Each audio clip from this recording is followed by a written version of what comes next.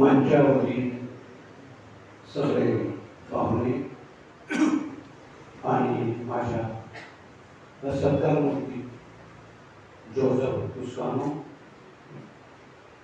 आणि माझ्या प्रिय बंधू भगिनी, मी सहज चिंतन करत होतो. बायबलमध्ये दोन जोसेफ आहेत, एक जुन्या करारातला आणि एक नवीन करारातला.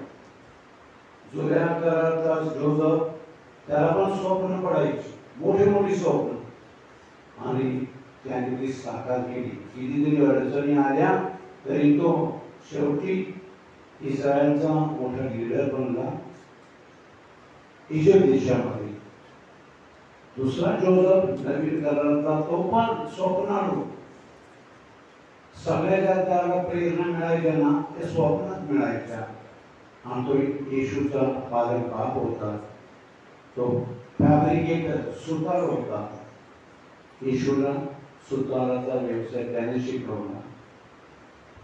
आपल्याकडे दोन जोसेफ आहेत, डॉक्टर जोसेफ आणि जोसेफ तुस्कानो लेखक. आणि दोघांनी घासातच नाही तर संपूर्ण महाराष्ट्रामध्ये आपल्या सेवेने आणि आपल्या लिखाणाने क्रांती केली.